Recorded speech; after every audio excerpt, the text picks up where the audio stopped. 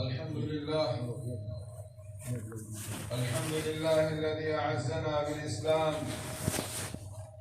وهدانا بالإيمان ورزقنا باليقين وكفانا بالتوكل عليه،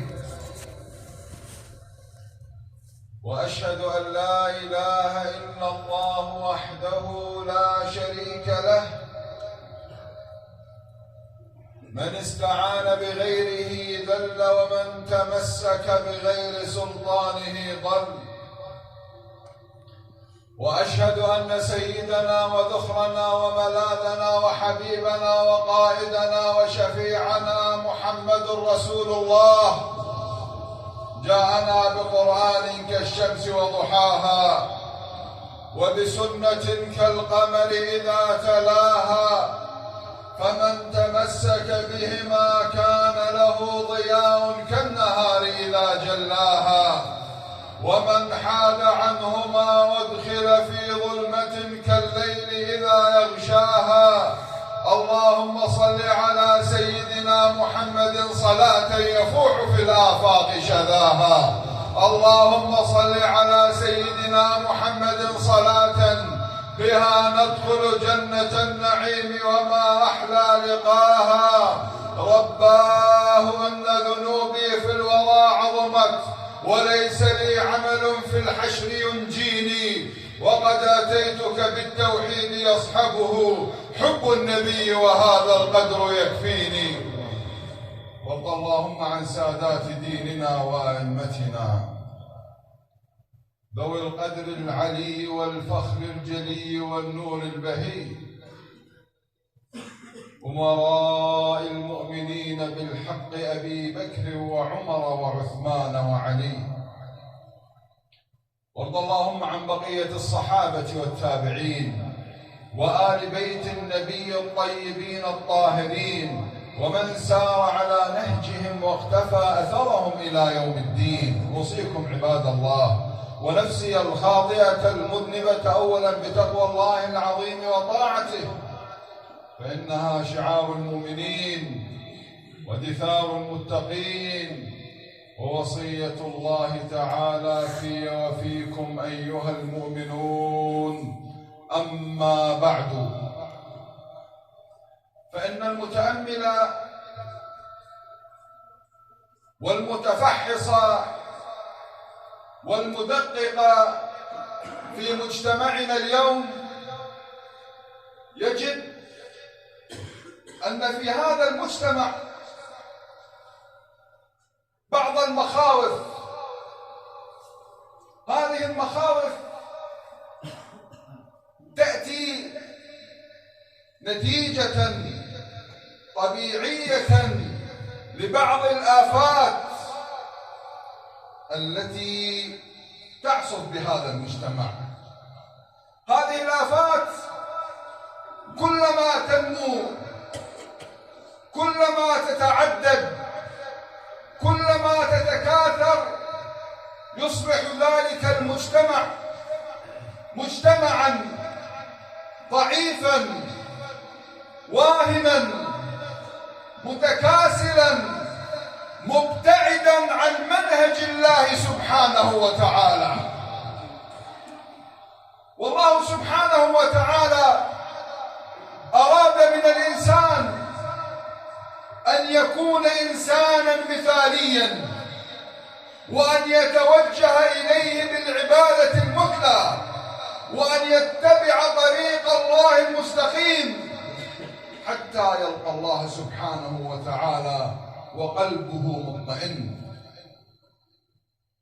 انظر كيف يريد الله سبحانه وتعالى أن يحمي البشرية، أن يحمي المجتمعات، أن يحمي الأفراد، أن يحمي المؤسسات، أن يحمي الإنسان.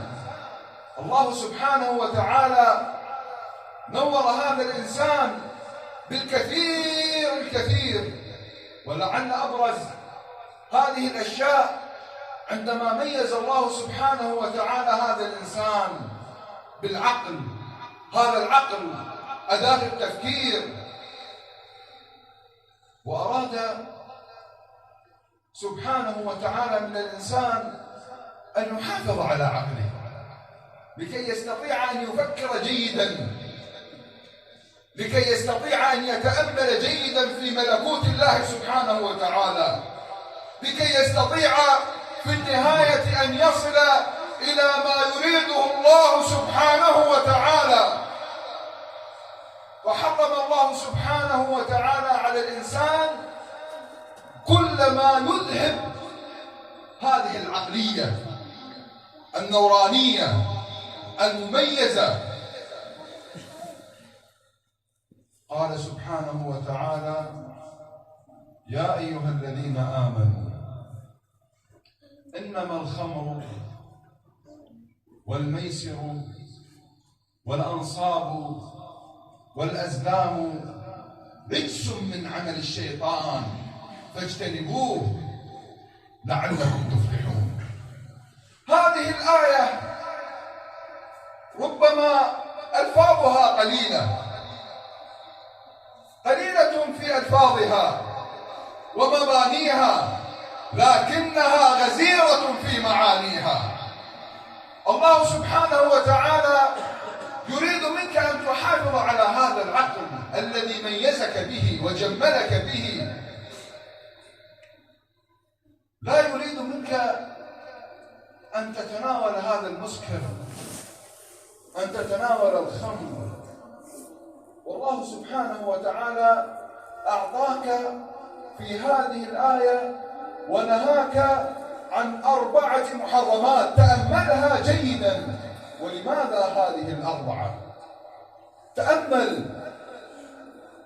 الله سبحانه وتعالى يريد منك أن تبتعد ابتداء عن كل ما يلوث عقلك ولا يؤدي بك إلى التفكير السليم.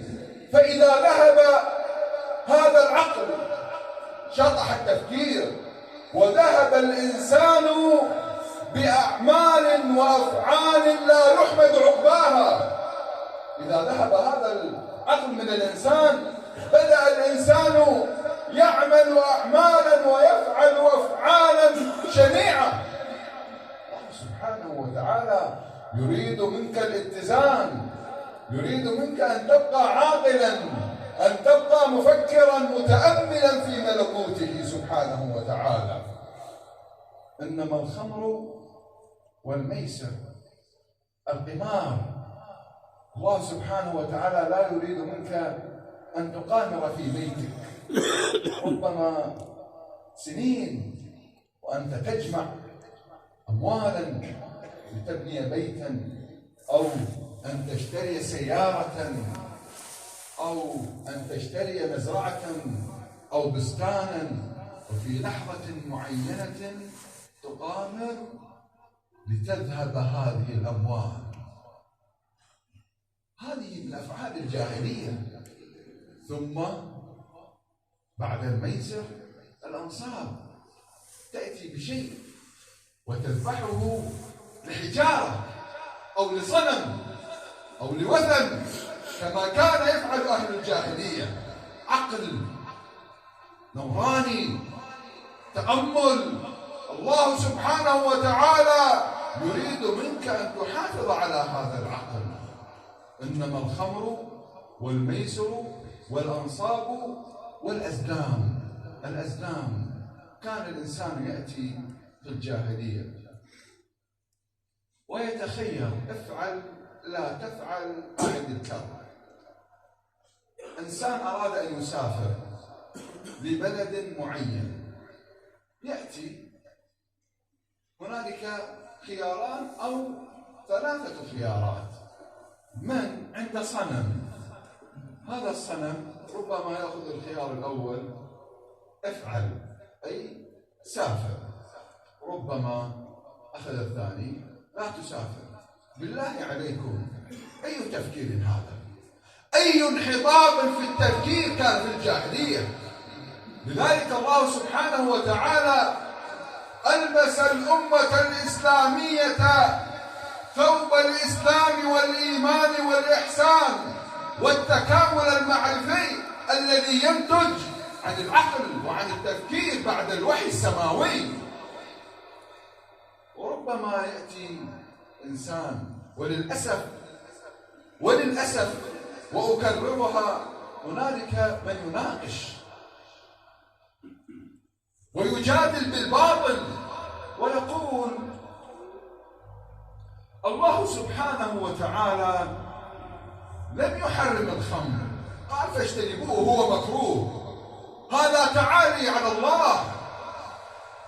نحن لا نريد أن نسهب وأن نطنب وأن نطيل في الشرح لأن هذا مباحث أصولية، لكن باختصار سأذكر لأمثال هؤلاء ولكم إذا رأيتم أو سمعتم جدالا أو نقاشا من هذا القبيل. في الحديث الذي يرويه الإمام مسلم أن رجلا جاء من اليمن، من جيشان، منطقة في اليمن، فقال يا رسول الله إن في اليمن شرابا يصنع من الذرة. فقال عليه الصلاة والسلام أو مسكر هو؟ قال نعم يا رسول الله. قال عليه الصلاة والسلام كل مسكر حرام. قاعدة، كل مسكر حرام، كل شيء يذهب العقل فهو حرام. الخمر بجميع مسمياتها، المخدرات بجميع مسمياتها، لأنها تذهب العقل، تسكر. ثم أتبع النبي عليه الصلاة والسلام حديثه قائلا ومتوعدا، قال إن لله عز وجل عهدا على كل من يشرب مسكرا أن يعطيه في النار طينة الخبال. قالوا وما طينة الخبال يا رسول الله؟ قال عرق أهل النار، عرق أهل النار، عصارة أهل النار، هذا القيح، هذا الصديد، كل شيء يعرق وينزل من أجسام أهل النار سيشربها المدمنون على الخمر والمخدرات، أعاذني الله وإياكم منها.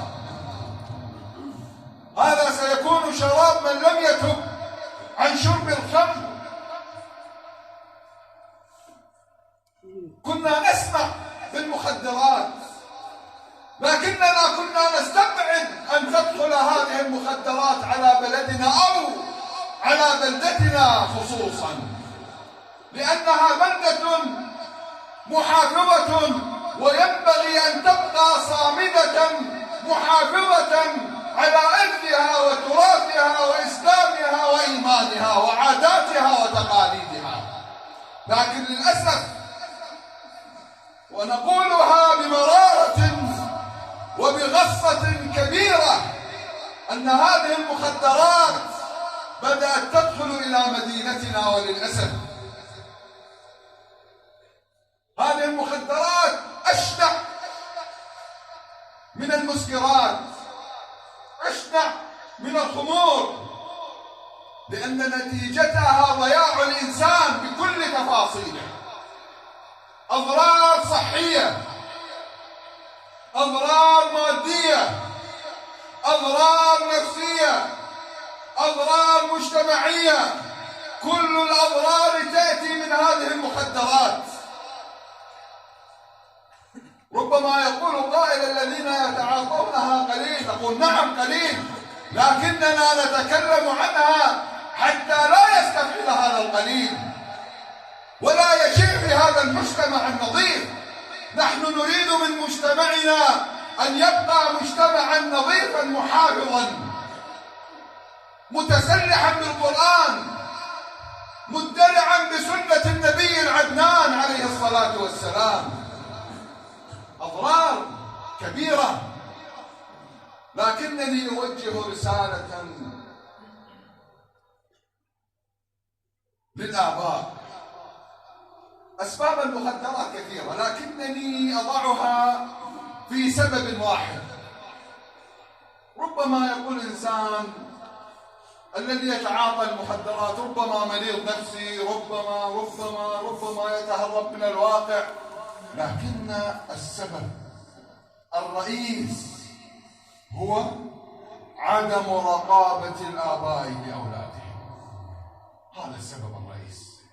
نحن إذا أردنا أن نسرد الأسباب لا تتسع الخطبة والخطبتان، لكن سأتكلم عن هذا السبب.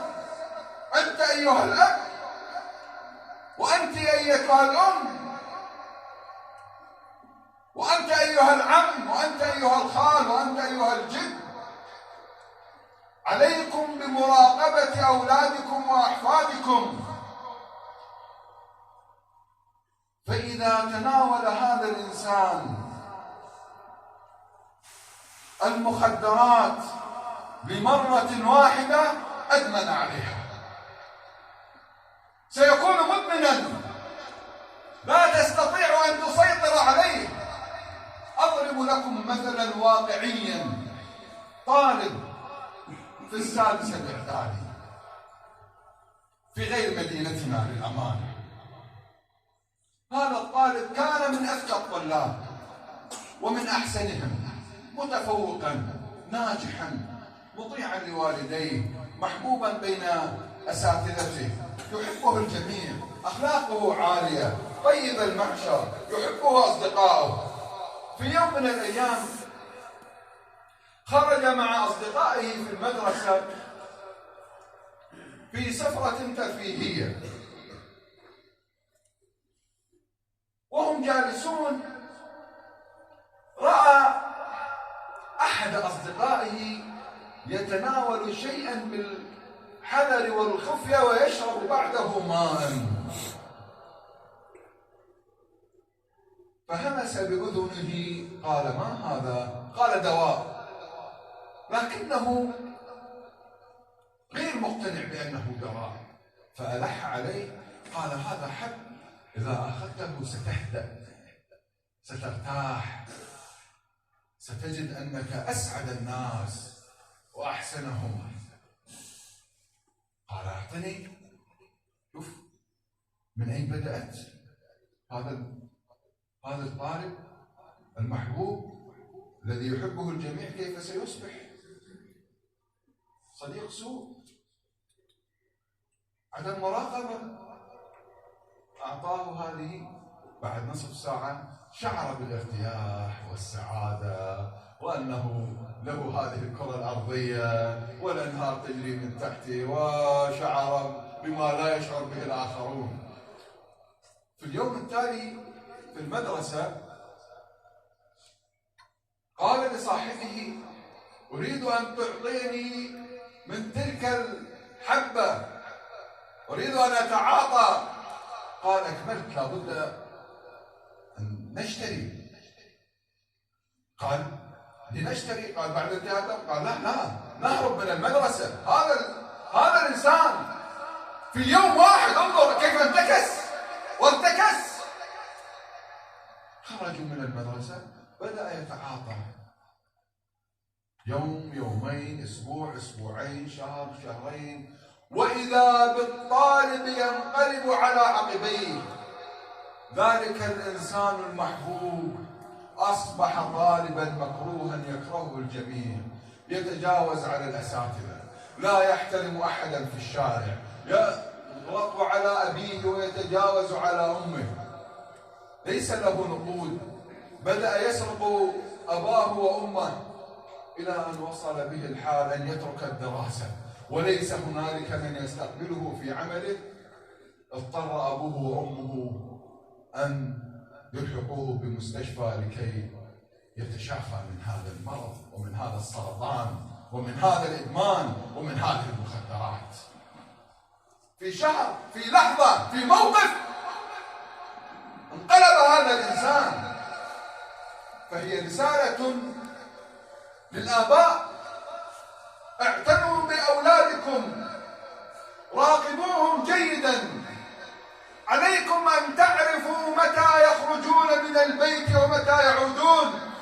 لا يمكن لأب أن يدع ابنه الشاب في 20 سنة يخرج ساعات وربما أيام وربما يغادر المدينة لمرات ويعود ويذهب ويعود ويسافر، والأب لا يسأل ولا يعرف ولا يدري أين يذهب ابنه ولا أين يقضي وقته ولا مع من يمشي ومع من يسافر ومع من يجلس.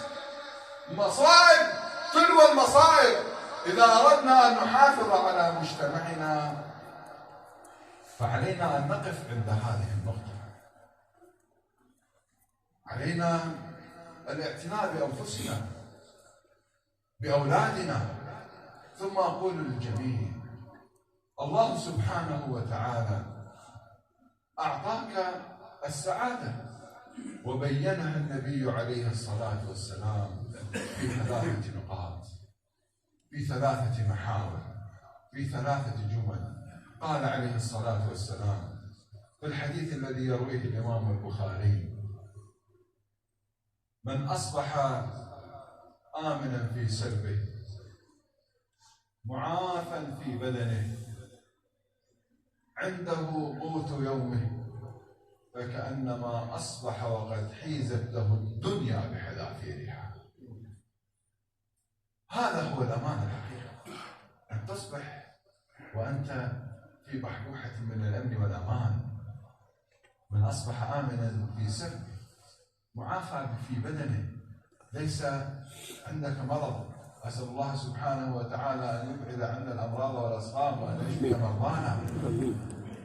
عنده قوت يومه، مو قوت أسبوعه ولا قوت شهره ولا قوت سنة. احنا مثل ما مدخلين احنا بالبيوت لأسابيع وربما لأشهر. فكأنما أصبح وقد حيزت له الدنيا. تأمل كل الحاضرين أو أغلبهم بنسبة عالية لهم هذه النسبة، في أمن وأمان، عنده قوت اليوم، لا يشكو من مرض، الأغلب هكذا. وتأمل إخواننا في غزة، تأملهم جيدا وهم يدخلون شهرهم الرابع مقاومين الصهاينة، مقاومين الظلام القتلة المستبدين المتغطرسين، مقاومين العالم المحتل وهم يحاولون أن يلبسوا الأمة الإسلامية ثوب النصر والاستبسال. انظر إليهم وتأملهم، هم لا يريدون منا إلا الدعاء ونحن بعيدون عن الدعاء. هل فكرت اليوم وهنالك في الجمعة ساعة لا يوافقها عبد مسلم يدعو ربه إلا أجاب دعوته؟ هل دعوت لأهل غزة اليوم؟ عندما أصبحت وأنت في أمن وأمان وتناولت فطورك مع عائلتك، هل تأملت قليلا أن هنالك آلاف المشردين تحت القصف والقتل والدمار والخراب لا يجدون لقمة؟ أحد الأخوة يقول: أقسم أنني و3 من رفاقي لثلاثة أيام لم نطعم شيئا، لم نأكل شيئا، فعثرنا على حبة بصل وغمسناها بالماء وقسمناها بيننا وتناولناها من غير خبز. أنت يا من تتعاطى، أنت أيها الغائب عن العالم، أنت أيها المدمن، أنت يا من مكتوب في الجنسية مسلم، ألا تتفكر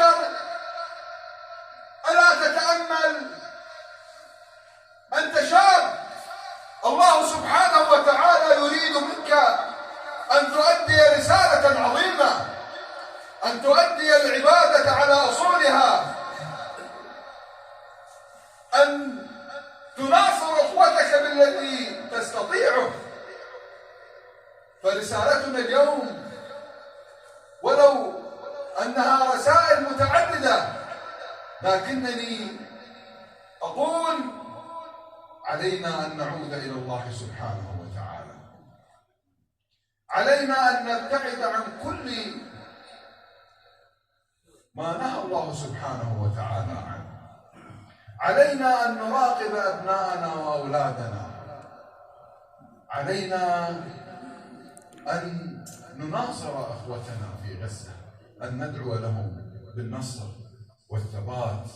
اللهم أبعد عنا الأمراض والأسقام، وجنبنا الموبقات، جنبنا المسكرات، جنبنا المخدرات يا رب العالمين، وانصرنا على من عادانا يا أرحم الراحمين. أقول قولي هذا وأستغفر الله، ويا فوز المستغفرين. استغفر الله. القائل: من بنى لله مسجدا ولو كمفحص قطاع بنى الله له بيتا في الجنة. هذه بشارة من النبي عليه الصلاة والسلام. مفحص قطاع، وما يمكن للإنسان أن يصلي في هذا، لكن أن تساهم بهذا القدر، تساهم حتى لو ربع دينار، 250 يعني 1500 أكثر، كل شيء تقدر تستطيع تقدمه للمسجد، مو إلا في حالة البناء، في حالة الإعمار، تشتري غاز، نفط، كهربائيات، تصلح شيء، كل هذا محسوب على البناء، لك الأجر الوافر والكبير إن شاء الله. القائمون على المسجد، إدارة الجامع حفظهم الله، هم ملتزمون جزاهم الله خير الجزاء، يعني يدعونكم للتبرع لشراء بورد كهرباء وتصليح بعض المستلزمات الكهربائية، فجزاكم الله خير الجزاء. وقدموا لأنفسكم، وهنالك جنة تنتظر هذه العطايا والهدايا. نسأل الله سبحانه وتعالى أن يحشرنا جميعا في زمرة النبي عليه الصلاة والسلام. اللهم أيد الإسلام والمسلمين، ارحم موتانا وموتى المسلمين، وشاف جرحانا وجرح المسلمين، واخرج بالسلامة أسرانا وأسر المسلمين يا رب العالمين. اللهم انصرنا على من عادانا، اللهم انصرنا على من عادانا، اللهم انصرنا على من عادانا، اللهم جنبنا الامراض والاسقام يا رب العالمين. طهر مجتمعنا من الافات والانحرافات يا رب العالمين. اللهم استر شبابنا وبناتنا يا رب العالمين. وانصر اخواننا في فلسطين على الخونة المتآمرين، على الصهاينة، على اليهود، على المحتلين يا رب العالمين. وانصر اخواننا في غزة الصمود والشهادة يا رب العالمين. اللهم أيدهم بنصرك، اللهم أيدهم بنصرك، اللهم أيدهم بنصرك يا رب العالمين. عدا العادون وجاروا، وكفى بك وليا وكفى بك نصيرا يا رب العالمين. إنك قلت وقولك الحق: ادعوني أستجب لكم. فيا رباه قد دعوناك، قد رفعنا كف الضراعة إليك يا رب العالمين. نعلم أنك القادر الأقدر، وأنهم الأضعف. اللهم إنهم أظهروا قدرتهم وقوتهم على إخواننا في غزة، فأظهر قدرتك وقوتك عليهم يا جبار يا قهار. أرنا في الصهاينة اليهود المحتلين يوما أسود يا رب العالمين. وانصرنا على من عادانا يا رب العالمين. اللهم إنا نتوجه بك إليك وبأسمائك الحسنى وبصفاتك العليا يا رب العالمين. يا الله يا الله يا الله يا غارة الله، جد السير مسرعة في حل عقدتنا يا غارة الله. إن أبطأت غارة الأرحام وابتعدت، فأقرب الشيء منا غارة الله. يا غارة الله، جد السير مسرعة في حل عقدتنا يا غارة الله. اللهم بقوة جبروت قهرك وبسرعتك لإغاثة نصرك وبحرمتك لمن احتمى بآياتك، نسألك اللهم يا قهار يا جبار، نسألك اللهم يا كبير يا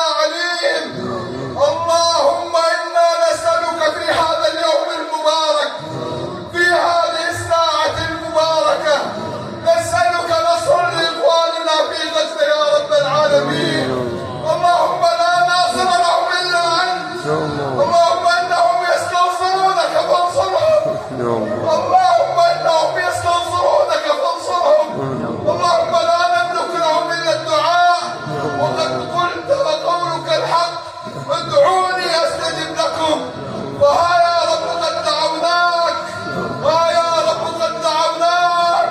اكفنا هم العدا، لقهم الردى، اجعلهم لكل غزاوي فدا، عجل قتلهم وتدميرهم يا قهار يا جبار. لا اله غيرك فندعوه يا الله.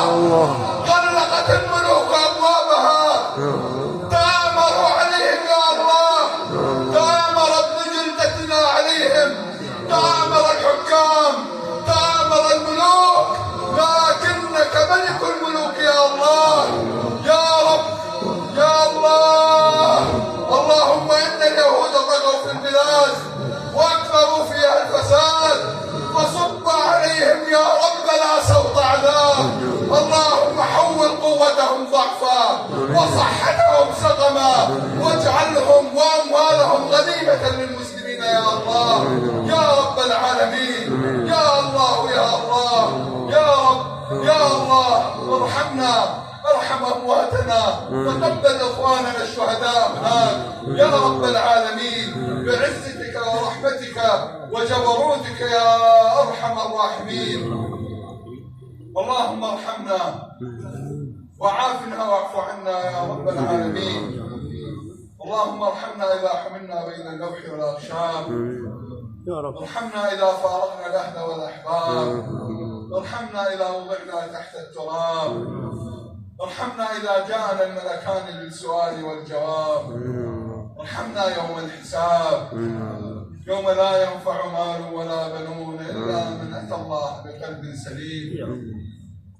اللهم آتنا في الدنيا حسنة وفي الآخرة حسنة وقنا عذاب النار.